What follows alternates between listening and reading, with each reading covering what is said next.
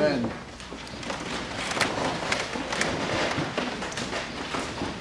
Jesus crossed to the other side of Galilee, called the Sea of Tiberias, and a great crowd kept following him because they saw what he had been doing for the sick.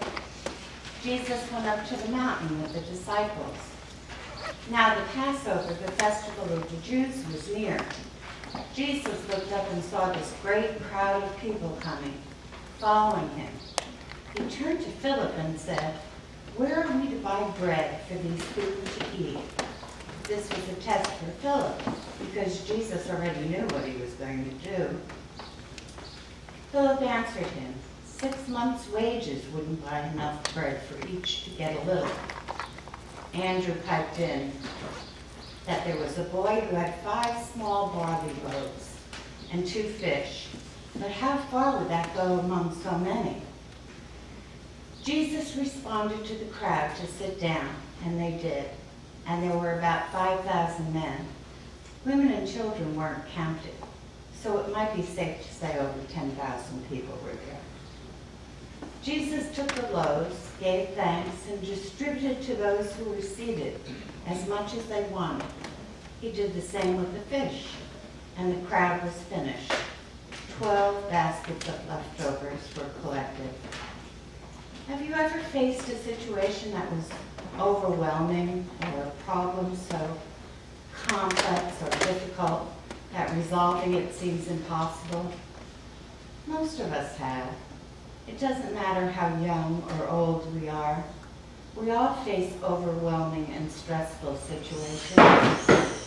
Could be the first day of school, or the stack of bills that grow and grow, or waiting for the doctor's office to call about test results, or frustration from a job, or even fear that the job will be lost.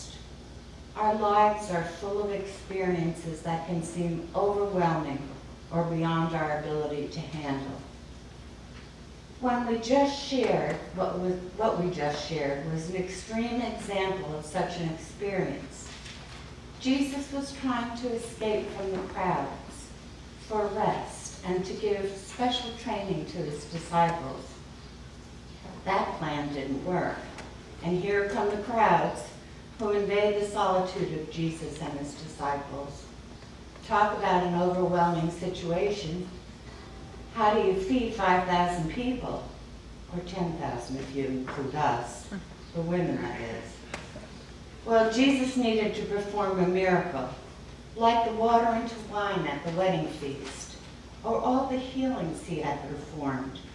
So Jesus does it. But what about the first person we met in this story? Let's meet Philip. We don't know too much about Philip. He was a Jew with a Greek name.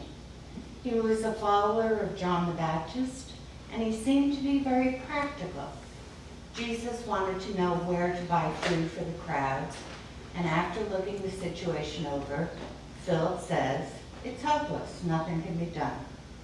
Well, that's kind of practical and realistic. It's not being gullible or in a state of denial, and it certainly isn't being caught up in the pie-in-the-sky religion. Philip is right. Situation hopeless. But while it's good to be realistic about any change, Philip's approach was not a very good one. Why?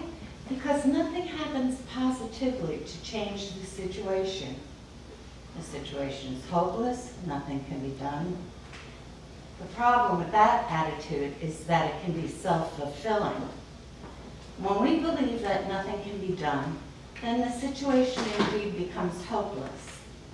Why worry about that stack of bills? Just keep running up the credit cards. Work won't change. Why try?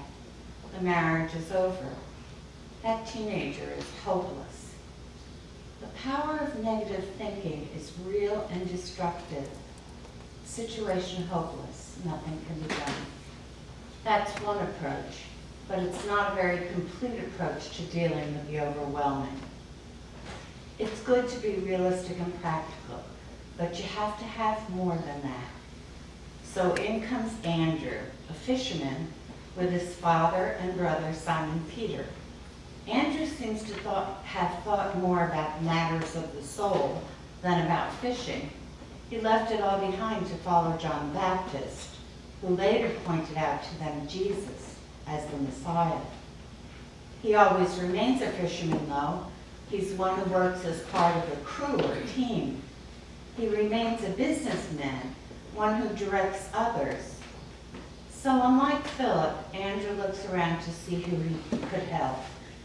Instead of saying the situation is hopeless, Andrew seems to be saying, let me find someone who can help us. There were two approaches, big differences. Andrew is not naive. Like Philip, he looks at it realistically. Like Philip, he knows he's facing a difficult situation. Unlike Philip, he doesn't despair. He doesn't sit back and do nothing.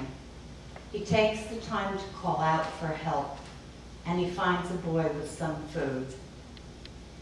So often in our lives, we are so overwhelmed by family, finances, our jobs, whatever.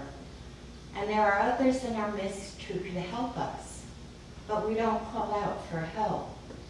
That is what Andrew did. He called out for help, and what happened? Then there was the boy. He doesn't even have a name in our story, but he has lunch with him, and he's willing to share. Philip had looked at the situation over and was very realistic about what he was facing, and he stopped there. Andrew's approach was slightly better. He looked at the situation and decided to find someone to help share the burden. The boy went even further. He looked around and said, here I am. I'll give what I can to solving the problem. Then leave the rest to God. You know, most of us have something to give to resolve a situation. While Philip is realistic, Andrew looks for others to help. The boy was willing to give whatever he had toward a solution. Each one has something of great value in their approach. Anytime we face a situation, we should take a little of both. For real problems, we need a bit of Philip. We need to be realistic. But it doesn't stop there. We need a bit of Andrew. We need to be willing to seek help from others. But don't stop there. We need a little of the nameless boy. We need to be willing to give what we can to resolve the situation. But, another but, there is something else we need. It's the bread. It's the bread of life that Jesus gives the crowds. He begins by taking the bread. He gives thanks. He gives it to the people. The people have more than enough to eat. It's the bread of life. All who come to him will never be hungry. All who come will never be thirsty. That is what we need to face our struggles. That is what we need in order to deal with life. We need Jesus. What can we do if we don't have Jesus?